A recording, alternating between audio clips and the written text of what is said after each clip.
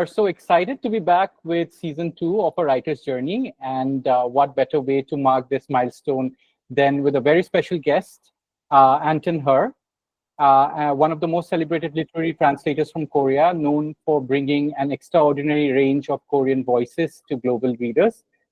Anton's work spans speculative fiction, horror, science fiction, queer literature, fantasy, memoir, historical fiction, poetry, and cultural nonfiction. And he made history in 2022 when two of his translations, Curse Bunny as well as Love in the Big City, were longlisted and shortlisted for the International Booker Prize in the same year.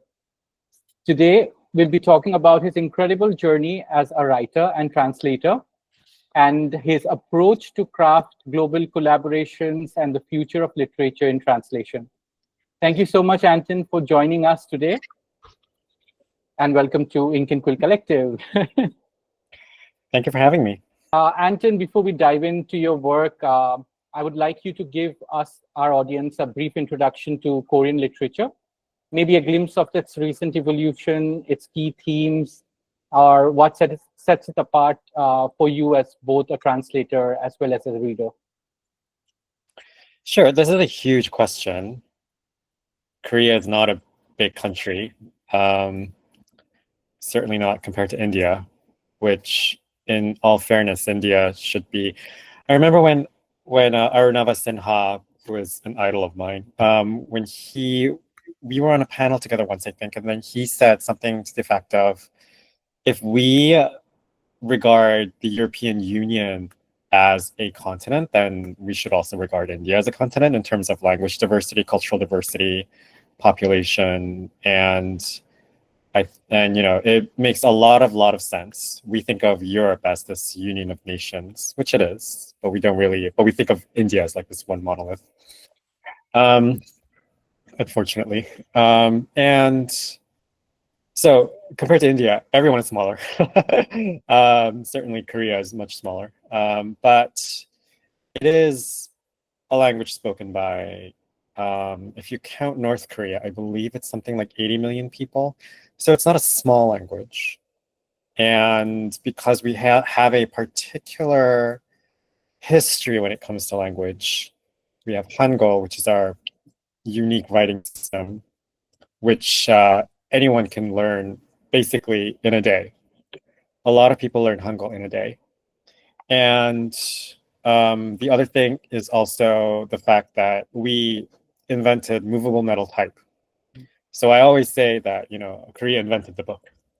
And if you look at Korean editions of books, we take great pride in the excellence of the printed Korean book. Maybe I have one here that I could show you. Not right next to me right now, but my novel. Anyway, yeah. So we take great pride in our books, and so we have a long history of literature.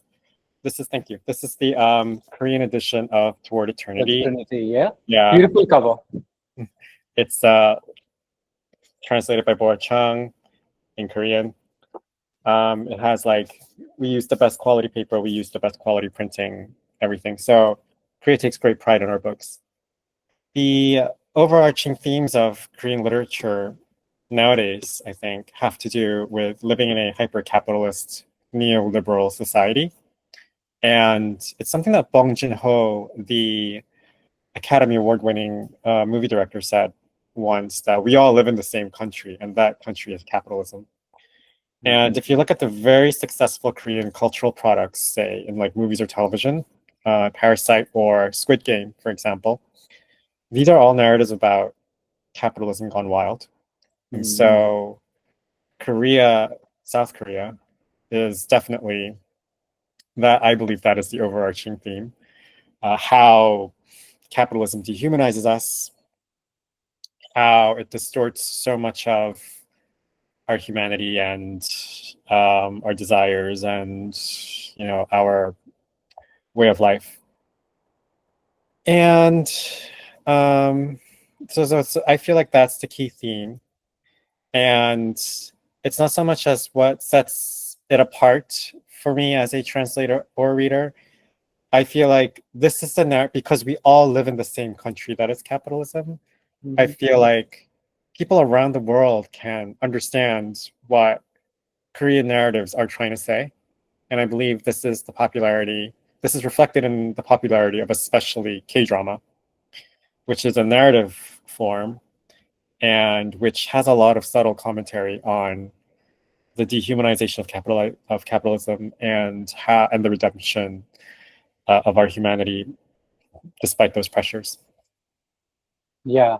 So that's a very interesting thing you've said, because the other aspect that we often see in Korean literature, as well as, like, K dramas, is a very intimate insight into upbringing, the family structure, as well as the strong belief in the community, that is the neighborhood and all. And it's really something that, like, strikes the chord with us as readers as well. So yeah, it's always so beautiful. Yeah, I don't know. It's there is obviously beauty in family and community. There's also a lot of commentary on the dangers of family and the coercions, gender equality, economic inequality that exists within so many Korean families. And there's a lot of like marriage stuff, and marriage is an economic contract in a lot of cases. And that's how all the conflicts that have to do with marriage, Korean dramas and Korean novels often have like this economic base. They were either coming in with economic inequalities, and then conflicts arose from that, like these two families that are come together through marriage. Like one family feels like they were short shifted because the other family is poorer than they are. There's a lot of that kind of drama in K-drama. So I feel like even a lot of things that seem like have to do with families coming together, if you think about it, it really does have to do with like the larger theme. Yeah. So thank you for sharing that with us. Now I'd like to ask you that in one of your interviews, you've said that one of your hacks as a translator is finding the voice that best fits the author in English, and that asking about their favorite writer often helps with that. As writers, we also strive to find our own voice sometimes, like, which is often shaped by the authors we most admire. So how can we do what you do, like channel influence while still developing an authentic voice? I don't really think about having an authentic voice. I don't really believe in that. I think the minute you start trying too hard to have an authentic voice, it immediately just falls apart. It's much more fun to impersonate someone, or to impersonate someone impersonating someone. And the thing is, our language does not exist within us, it exists outside of us. And we are kind of its mouthpieces, and we don't really have free will to decide what it sounds like. And so I think the important thing for me as a translator, and really as a writer as well, is that when I hear the voice, and I always hear it, I don't consider it being generated from within me. I mean, if I had to really analyze it, of course it's coming from my subconscious or whatever. But to me, it really feels like the voice is out there and it's coming to me. And I just have to write it down and not get in my way by asking questions like, is this authentic? Does this sound like me? Does this sound like such and such? I think once you've read a diverse enough array of books and watched a lot of movies and television and, listened to people talk and all of that, I think at some point you really begin to become really sensitive to voices that are out there that come to you. Jon Fosse, who won the Nobel Prize a couple of years ago, and Bora Chung and I were shortlisted for the Booker Prize with him. So Jon Fosse said in an interview, when asked, where do you get your ideas? Because this is a very prolific artist. At some point, there was like for years, there's like somewhere in the world, there's a Jon Fosse production going on because he's a playwright primarily. And excuse me. And they asked him, like, how are you so productive? Like, where do you get your ideas? And he said, I really don't know. Like, aliens talk to me and I write down what the aliens are saying. So Jon Fosse believes the same thing that I believe, that it comes from the outside. and you just have to write it down. But you have to be a very sensitive artist to be able to do that. If you definitely need to go to, have an education and have a lot of reading, but I don't really hang my brain on that kind of thing. Obviously, I've had a lot of education and schooling, and I went to best schools in Korea and all of that. But when I am, honest to God, just sitting in my office and translating, I'm listening to like aliens talking to me. I'm not intellectualizing it. I'm not imagining the voice from coming within me. I don't think about myself at all, unless I'm like hungry, and then I'm like, okay, I have to stop translating and go have a snack. But I really don't think of myself at all. I keep thinking about the language, and I'm trying really hard to hear what it's saying, and trying not to get in its way. That's all that goes through my mind when I'm actually doing the work. All right. So now there is this other interesting aspect, which is like while translating, it is again the voice of the original author. And sometimes there is this feeling of entanglement between the identity of a translator as well as the original author. There was this really interesting piece that you had written. The title of it was For Others' Reference, actually, Fictional Notes Towards an Essay on Translation. It's up there on the Asymptote magazine. Out there, I'd like to quote this particular paragraph that you've written there. It's, when I look in the bathroom mirror, I half expect to see Bora now. I wonder sometimes as I brush my teeth, how would I know if the person in the mirror isn't Bora? She could be the one staring back at me now. If I translate her long enough, would even my husband be able to tell? Who does he have dinner with every night, me or the author I'm translating? Could he tell the difference after some point between me and Bora? So this particular, entanglement effect that's there to your sense of self as a writer and a translator. Could you tell us a little bit about that? Yeah, this is an extension of how I feel when I translate. I don't think of myself at all. I go out of myself. When I'm translating, I often imagine the author sitting across from me at the table, and I'm their secretary, I feel, and I'm writing down what they say, except I'm writing it down in English. And sometimes I have to lean on, an author that I have read before who I feel sounds a bit like this author. And I've talked many times about how Sang-Young Park told me that he is a fan of David Sedaris and Chuck Palahniuk. And so I was like, oh, I'm going to lean on David Sedaris and Chuck Palahniuk to get your voice in English. And I basically really, really tried to get out of myself, put myself out of, and get myself out of the way, try not to get in my own way, and try to let the voices come to me. Because if you're still enough, and it's sometimes in the beginning, it's a very boring process, because in the beginning your brain is kind of trying very hard to go from, there's a neuroscience word for this that I forgot, but you have this quality of scattered attention, like when you're walking down the street, because you can't be very focused when you're walking down the street, because a car will hit you and you'll die. But when you are doing work, you can't have that kind of scattered attention. You have to be very focused, and your brain kind of has to power down a little bit or switch gears very dramatically.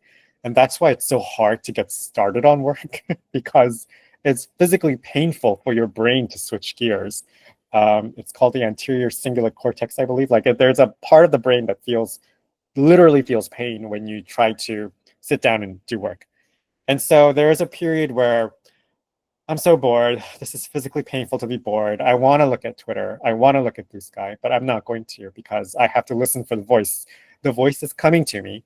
It's trying to talk to me. I have to shut up and just really, really listen so that it comes out. It's like, when I think Virginia Woolf described a very similar feeling when she has this great essay called Professions for Women. And in it, she describes, it's kind of, when she sits down to write, it's kind of like sitting down by a pond, and you look into the water and you see, and it's very clear and you see nothing. And then if you stay still long enough, you see like the fish start to swim, but if you move, then the fish all dart away. And so you really have to sort of like be very calm until the fish start swimming, until you hear the voices. So that's basically what goes on. And when you do a lot of that, at some point, I felt like, wow, I'm really in the voice of my author. I really hear that voice, and I really don't feel like myself. And I guess this is a really lovely sensation to have, to be relieved of yourself. And it's one of the really nice things about being a writer or being a translator, but especially being a translator. So it's a huge privilege. It's just so boring when in the beginning, though. Yeah. Yeah, but then the experience that you have defined is so beautiful. So thank you for sharing. Uh, now moving on from the voice, I'd like to ask you about finding the right story to tell. All right. So in your case, like you have gone through so many translated pieces, you've read so many stories, and you have so many ideas out there. But have you ever pursued an idea that you were excited about, only to realize that it didn't want to become a story? What happens to those half-born pieces? This was a very interesting question. I really thought about, has there ever been a case where this has been the case? Normally, if I fail to, and I've failed to write many stories, if I fail to bring an idea to fruition, that's my fault. That's not the idea's fault. So I would have to say no. I don't think this has ever happened to me. If I ever start writing on an idea and then I don't finish it, sometimes I think, oh, maybe it just needs to grow a bit, like it needs to cook in the oven a bit more. So much of writing and even translation is very subconscious. And even though you're not very conscious of it, once you have a very good idea, a very worthy idea, your subconscious is constantly trying to figure it out.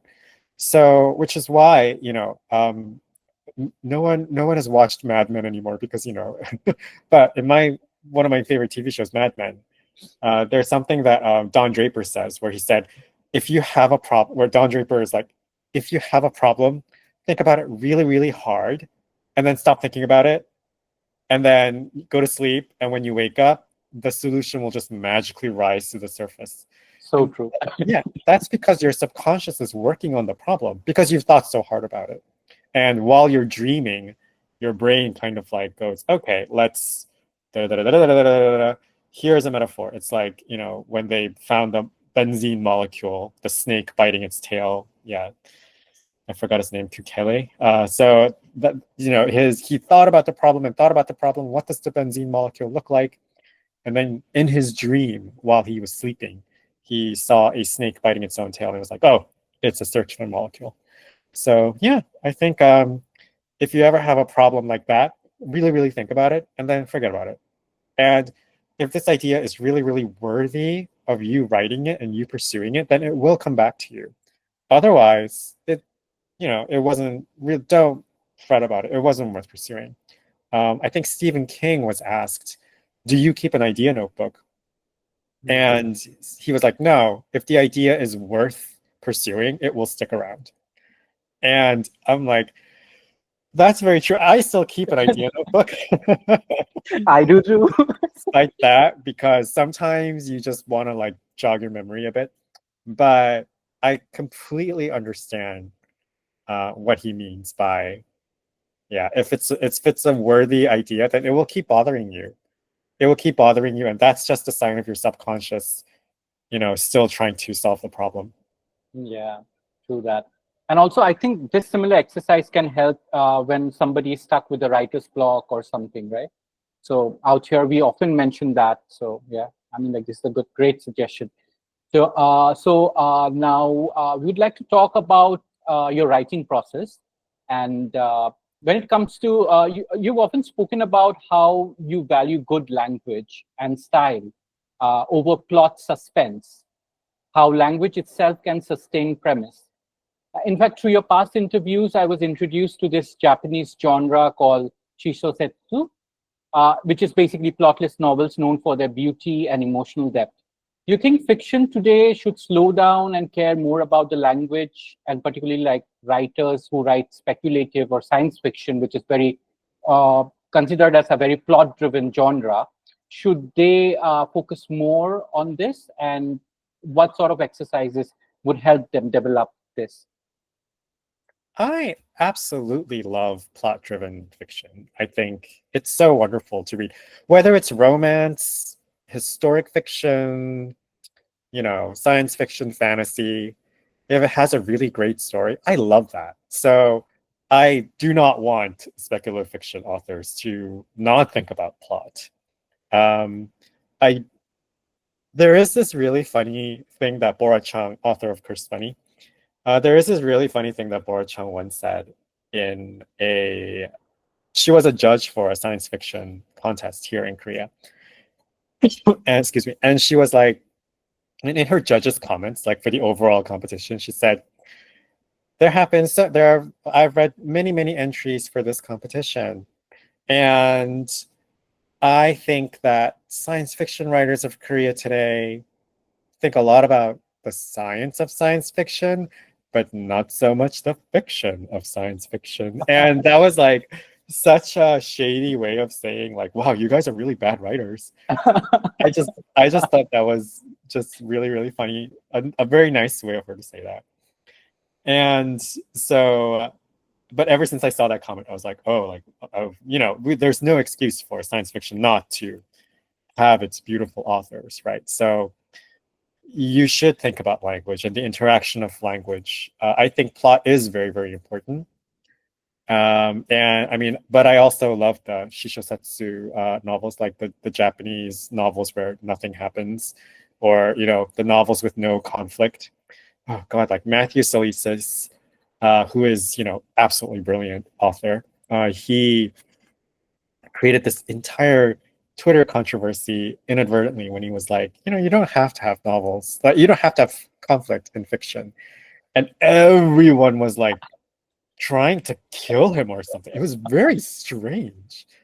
Like, why do you care so much about? If you don't agree with what he says, then look at something else. Keep scrolling. But like, anyway, it was very strange. But obviously, people feel very strongly about the need for conflict, the need for plot, and sure. But I'm just saying, like, there is definitely a room for more beautiful language. But I also gotta say that writers have, in the speculative genres, have become really good. So excellent. And so really, I have no advice really to give on this front. I think there are revelations that aspects of language can provide to even speculative works. The beauty and wonder of speculative fiction does not always have to come from the science aspect of it or the speculative aspect of it. We can focus on the fiction aspect of it. The really nice thing about speculative fiction especially is that you can take an idea to its natural conclusion. And there are so many opportunities, so many ways of doing it in terms of form that, explore perspective, tense, all of that, all of the things that you do in literary fiction, you can, set it in space, right? So I have this ongoing project called Rachel Cusk in Space, where the Rachel Cusk books outline kudos and I always forget the third one, but outline kudos and the third one. Like there's a series of it's basically, it has no plot. It's basically this woman who is a writing instructor, and she's just living her life, and people keep talking to her, and so it's basically a book of conversations she has with random conversations she has with people. And when I first heard of the premise of this book, I was like, wow, that is the stupidest idea for a novel that I've ever heard in my life. And then I read the books and I was like, wow, these are amazing novels. I want to set these books except in space. And so in my version, it will be an interstellar writing instructor, and all these aliens keep coming up to him and talking to him about literature or whatever. So that's my one of my fun projects that I have in the thing. But yeah, I think there is a lot of opportunity to explore the formalistic parts of fiction writing in speculative fiction. And they've been very successful. Yeah, like Mariana Enriquez, Bora Chung. You know, there's so many great speculative fiction writers who write beautifully. And as readers, we really love the friendship that you've developed, Bora Chung and you. I think she, her works has been the maximum that we have translated, and she's also translated your work, which is Towards Eternity. So it's like really great to see, like, a translator and writer having this relationship. Yeah, that's very nice. So, so now like to talk about queerness, camp, and emotional texture a bit in your writing. Your translations, particularly in works like Love in the Big City, carry such vivid and emotional, precise queer voice. How do you preserve this queer nuance when the original text might use culturally specific slang or humor? This is a very easy question to answer. I did not preserve the queer nuance when I translated these works. They are much gayer in my translation than they are in the Korean. Wow. Yeah. So when you meet Sang-young Park, who's a lovely guy, he does not really sound gay, if I may say so. I'm allowed to say that because I'm gay. I sound very gay.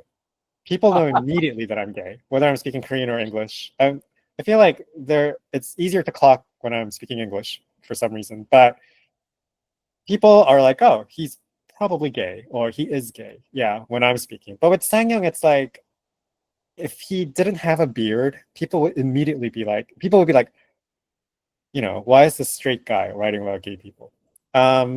Not that I know if he's gay or not. But like with Sang-young, in Love in the Big City, in the Korean, people kept saying, like, people who meeting the main character would be like, oh, you sound so gay, you sound so gay. But when I'm reading it in Korean, I'm like, he doesn't sound gay at all. Sang-young doesn't sound gay, and because he comes from, it's very complicated, but like he comes from this very, very conservative part of Korea, but he doesn't have the accent of that region. So I asked him, why do you not speak with a Daegu accent? And he was like, oh, my mother is from Seoul, so I speak with a Seoul accent. And I was like, oh, okay. But the effect of that is that he does not sound camp, and he does not sound gay. He doesn't have gay voice, in other words.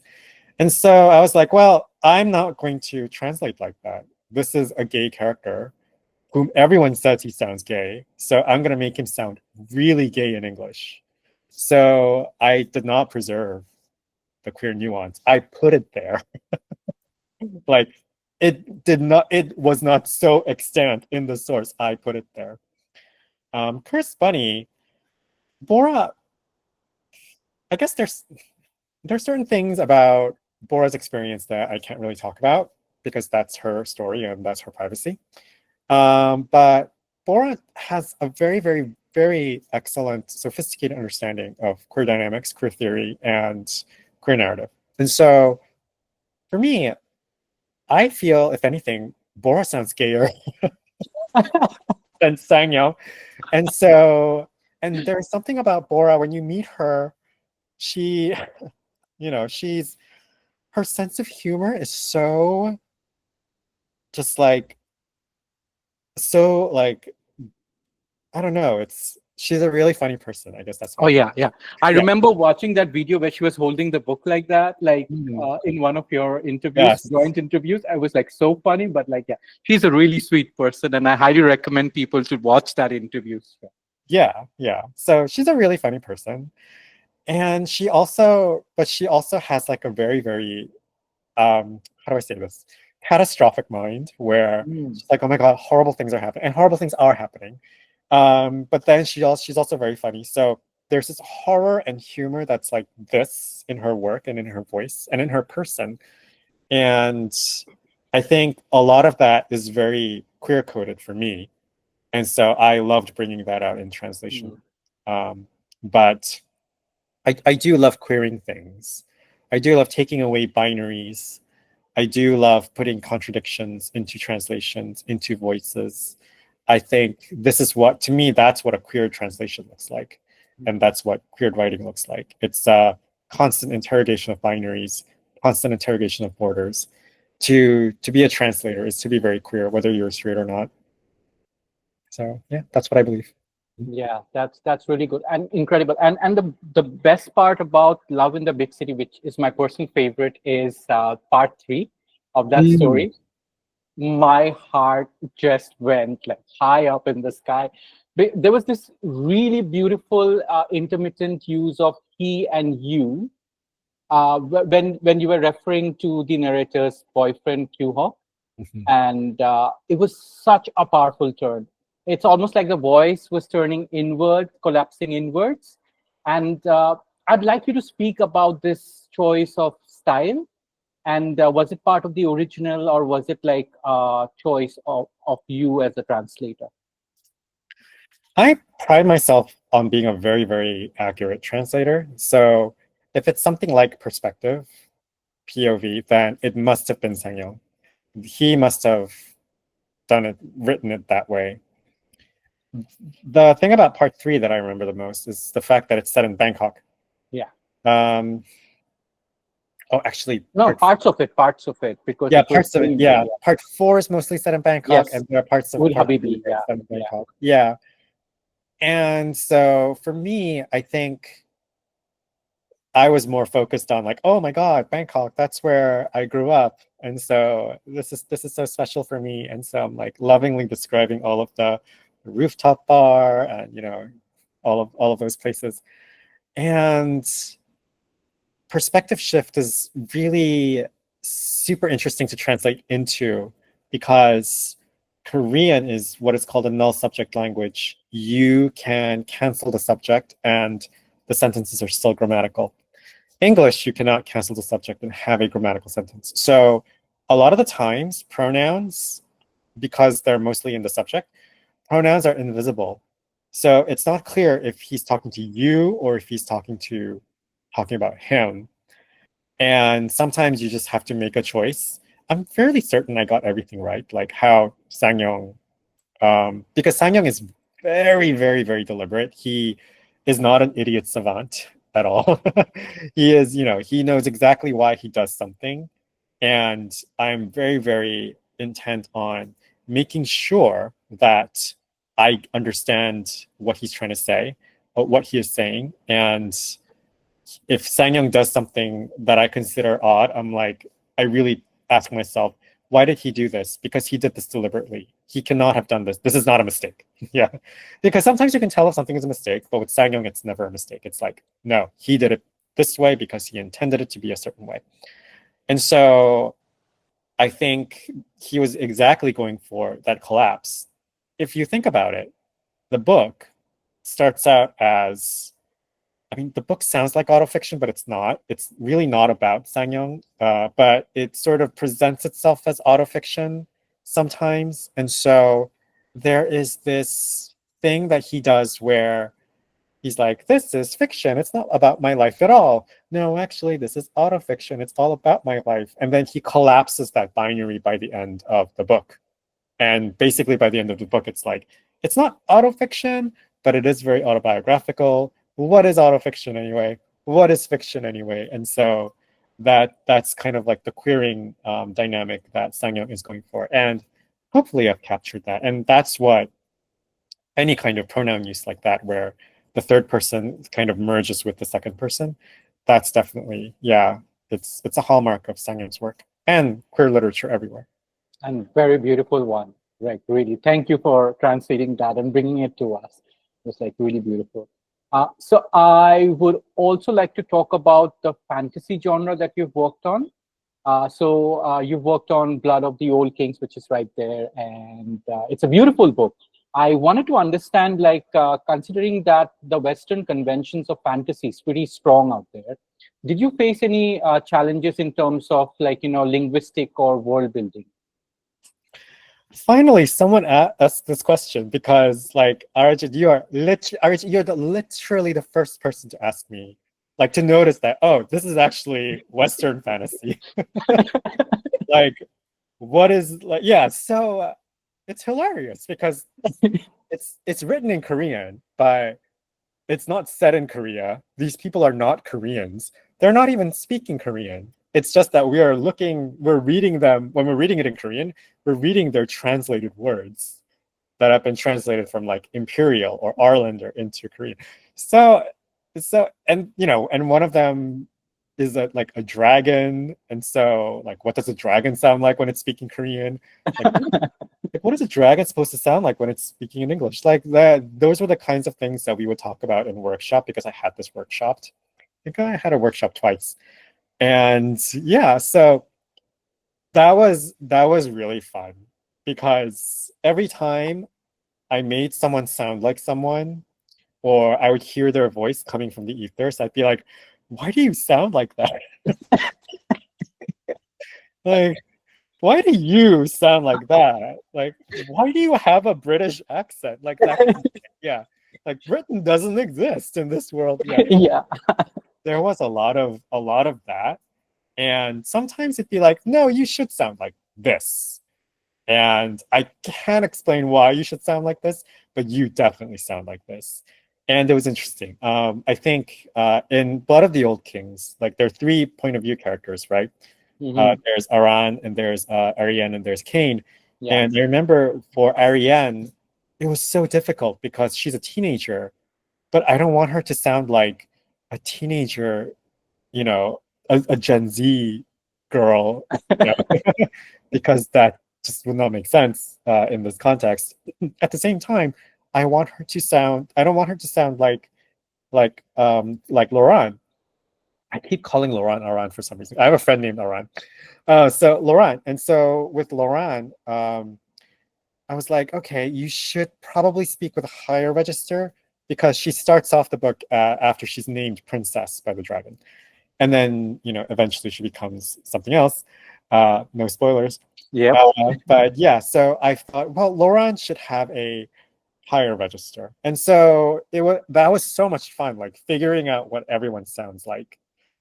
Because in Korean, he has different like Sang-yeol, who is extremely talented writer.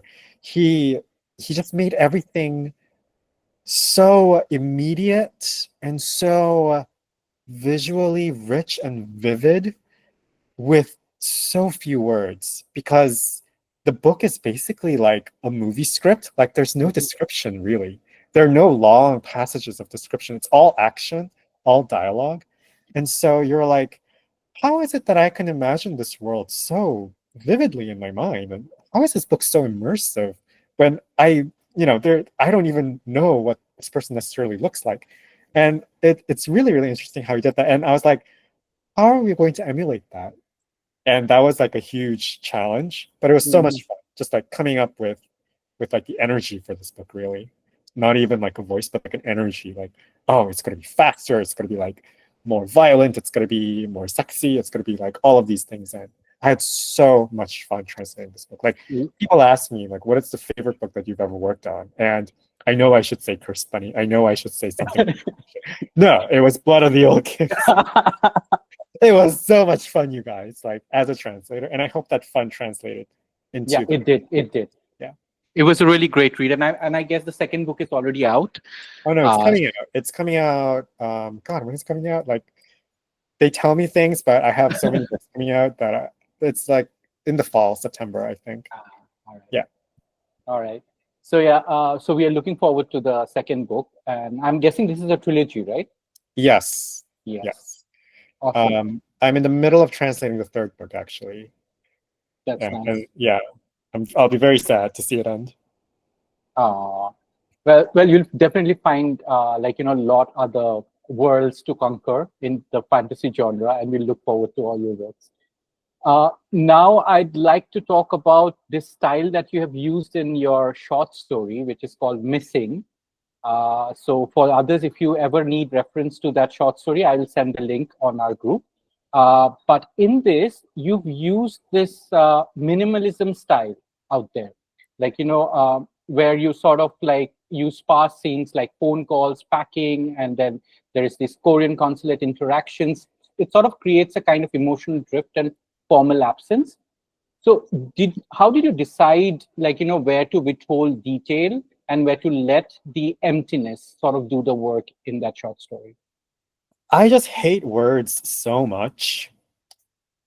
when I'm teaching a workshop and I'm looking at a manuscript, and some manuscripts, I'm like, oh, there's so many words in this manuscript. And I shouldn't think that, because you should have made this so evocative and effective that I don't have, like, I want to read every single word. Instead, like, as I'm reading, I'm like editing as I read. I'm like, wow, did you really need to say that?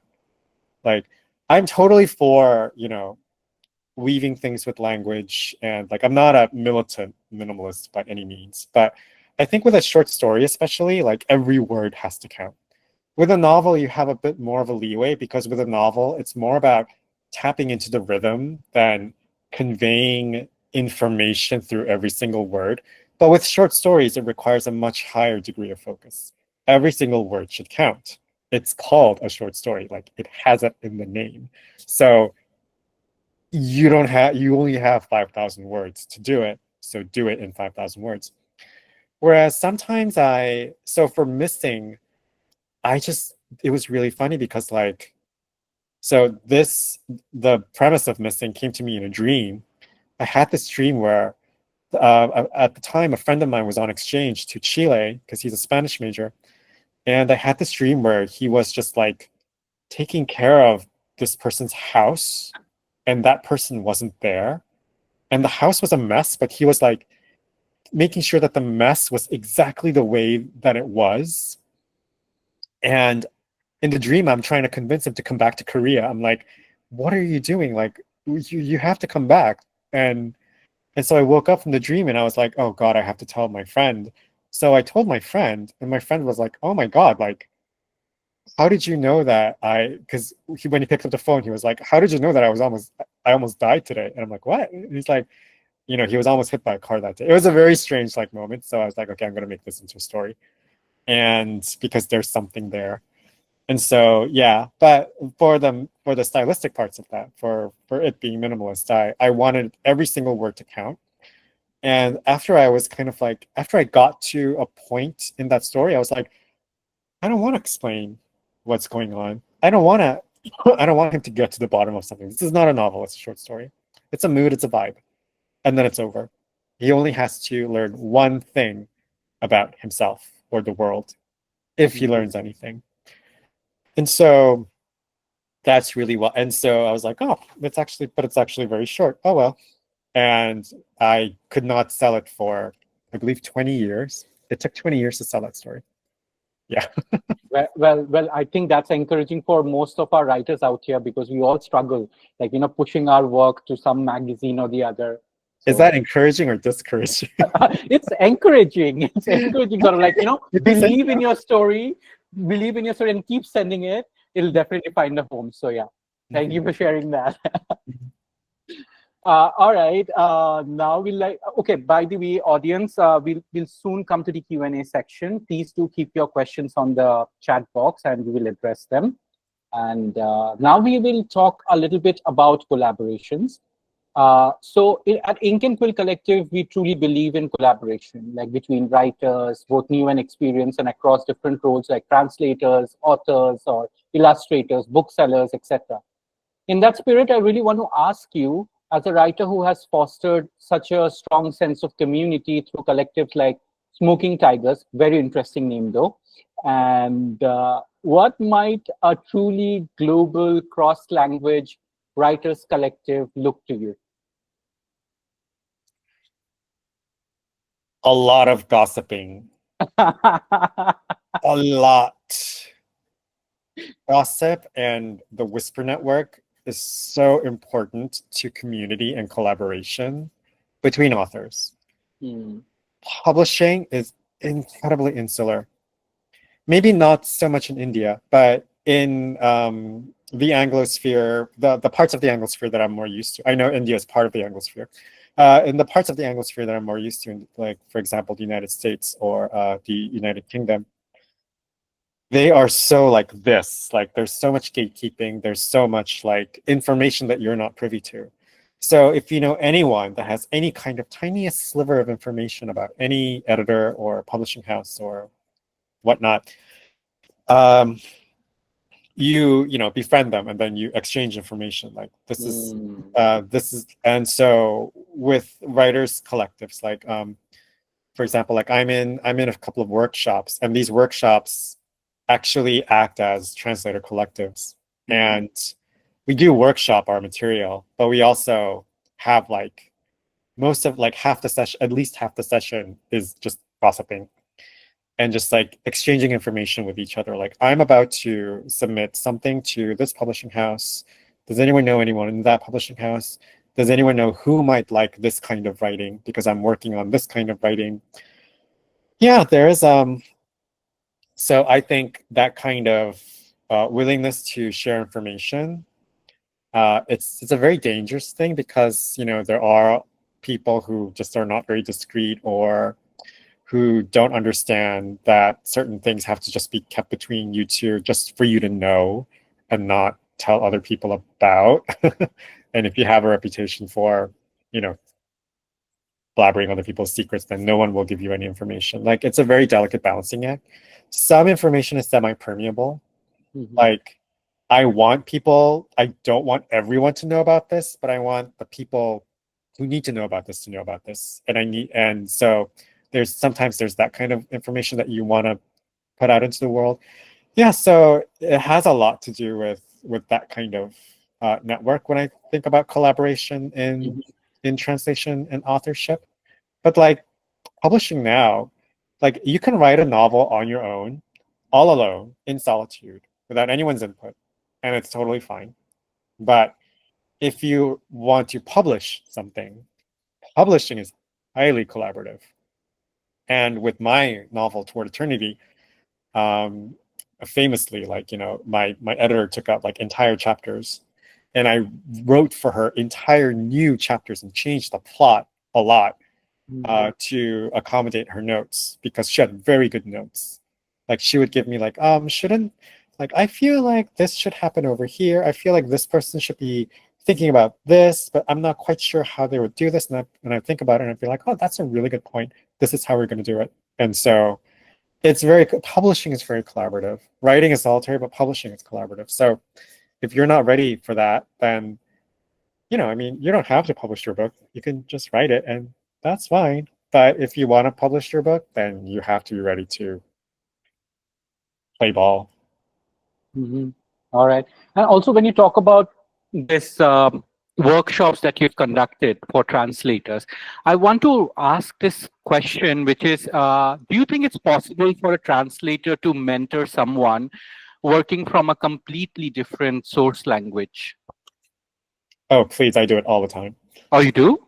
Yeah. Yeah, I do it all the time. It's very easy. As long as you can, like, it's not important what language you come from. For me, it's if you're translating into English or into Korean, then I can help you. But like, when I mentor someone, I'm not looking at their translation skills. Like, if you somehow made it to the level where you can be mentored by Anton Hur, then you know, you're already vetted. I know you're a good translator. So I don't just take on anyone, you know. So like, for example, when I teach my multilingual workshop at Breadloaf, I don't think there were any Korean translators this year. They were all translating from different languages, and several of which, like most of which, I don't speak. And the thing is, they have already been vetted by Breadloaf, and so I know that they got the translation part down pat. What I'm there to tell them is that, okay, I see that this is what the text looks like in English, and whatever it is the source says, I can't read it, no one cares. I feel like if you tweaked it this way, do you think you could like change it this way? Like, it's about that. It's also about reading someone's manuscript and knowing enough about publishing to be like, oh, FSG will like this book, Harper Via will like this book, you know, Transit would like this book, like, because you know enough about editors in several different houses to know that, you know, like where a manuscript belongs. I've worked with most like very successful translators have worked like with more editors at more publishing houses than most very successful writers. because with writers, they tend to stay at one house and maybe move like a couple of times in their lives. But translators, like we translate for several houses, several editors. So our network is really like when I was at the National Book Awards, and the big five all have like the five central tables, like, you know, HarperCollins, Penguin Random House, and, you know, Simon & Schuster, and so on. And we were at the Hachette table, and I realized that, oh, I've actually worked at someone at every single table. And that was, yeah, so, and I mentioned that to my editor at Hachette, and she was like, yeah, Anton, you're a translator. Like, you've probably worked at more publishing houses than most editors have. And so that's what I bring to the mentorship. I don't evaluate your translation. I evaluate it as a work of English literature, which I can do, but I don't really, I'm not telling you like, oh, you mistranslated a verb. I'm like, I don't work with that level of translator. I work with like people who are way up here. So it's not a problem in my case. All right. That was very illuminating. Thank you so much. And now we'll go to the Q&A section because our audience is waiting. So the first question is by Sumanya Velamur. Since you have translated a few books already, you probably come across similar challenges throughout. But is there anything that was specific to Cursed Bunny, one that had you foxed, and how did you navigate it? Oh, I don't have anything like this. You guys have to realize I'm a really, really good translator. Like, I am like Beyonce when it comes to Korean translation. Like, I'm not sitting in my office looking at a word and being like, oh, how am I going to translate this word? How am I going to translate? I don't have that. I'm like, this is how I'm going to translate it. This is how I'm going to, because I'm listening to the voice. I'm like, the voice is telling me this is how it's going to be translated. So that's what I do.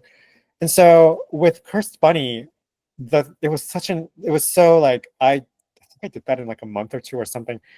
And with Cursed Bunny, the problem with Cursed Bunny really was that I started translating it in March 2020 when the pandemic started in Korea. And also my husband, who was a professor, had just got appointed to his professorship. And so we moved cities, and I was in a new city, in a new apartment. Pandemic was happening. And so how am I going to translate this author that I've never translated before? It was like a whole thing. So that was the hard part, the logistics of it. But translating itself is never my problem. Seems like your life seems to be an inspiration for patient one of Towards Eternity. Like, as you Sure. could be. But yeah. Sumanya has the second question as well. I understand that Korean, like many Indian languages, has different second person pronouns that are used depending on relationship of the actors, etc. How do you navigate that in translation? The person who is really brilliant at this is Booker Prize winner Deepa Bhashti, who translated Heartlamp by Banu Mushtaq, of course. And when I read Heartlamp for the first time, I just love the fact that she just like kept all of those like second person pronouns, because I'd be like, oh, why does this person appear in this story again? And then I realized, oh, this is the Kannada word for grandmother. So okay, so I guess this is the grandmother. This is this person's grandmother. So like the thing is, like, readers are sophisticated enough to understand roles from context. And the really cool thing that Deepa did was she glossed it just enough so that you understand what this word means, like what the relationship between these two people are. And you really have to kind of like look very closely at how she did it. And perhaps the Kannada speaking people in the audience, I mean, you guys will probably be better at this, but like, because things that are not necessarily explained in the Kannada, because everyone knows what this word means, like Deepa probably sort of slipped in little things so that, you know, we can have an uninterrupted reading experience and still understand what is going on. And so I just thought what she did was so brilliant and so beautiful and so subtly, just like, really, I mean, the stories are great, and Banu is a genius, and we love her, and I hope she wins the Nobel Prize next. But really, Deepa's translation was like, you know, it really clinched the deal for them winning the Booker Prize. So this is not a question that you should ask me. This is the question you should ask Deepa. Probably we'll have her in the next author meet. Who knows? But yeah, for the audience, I just want to mention, which Anton shared with me on an email, is that Heartland happens to be the second short story collection translated from Kannada that he has given an award to. He was also on the jury that awarded No Presents Please by Jayant Kaikini. Translator was Tejaswini Niranjana, the National Translation Award for Prose, and also served on the inaugural jury for the Armory Square Prize for South Indian Literature in Translation. And right, I will move to the next question by our audience, which is by Anusha. How do you handle the hurdle of translating political or cultural subtext? Gosh, I don't know. I really don't know. It's just that when I translate and when yeah, especially when I translate, I find that I'm not so much stymied by how different Korea is from the rest of the world. 99.9999% of the time, I'm like, wow, Koreans are just like everyone else in the world. And people immediately understand like what is going, like there's misogyny everywhere, there's homophobia everywhere, there's like racism everywhere. And so when I talk about those subtexts that happen within Korea, people, you know, in India, in Australia, in Thailand, like they immediately clock, oh, this, I recognize this. This is what he's talking about. So for me, it hasn't really been a huge, like, it's like what Daisy Rockwell, another Booker Prize winning translator, it's like what Daisy Rockwell says, you know, it's not so much what you lose in translation, it's what you find in translation. And I'm constantly finding things like that. So for me, political and cultural subtext has never been, it's never been a huge preoccupation in terms of how I translate something. Like, and even when I'm doing very, very heavy historical work, like I did in the beginning of my career, like Underground Village, Court Dancer, and The Prisoner, it was more like most of the joy came from like, oh my God, like this translates really well into English. English readers understand this immediately without too much glossing or prompting. And so I feel like this is the part of the miracle of translation, the miracle of literature itself, is that readers just get it. And that's on the readers. All right. Thank you so much. There is another question by Momita Malik. She says, you said one needs to listen to that alien voice. Very true. But at times there's just a storm of emotions which I think blurs that voice. How can one calm that in order to make the thoughts flow easily?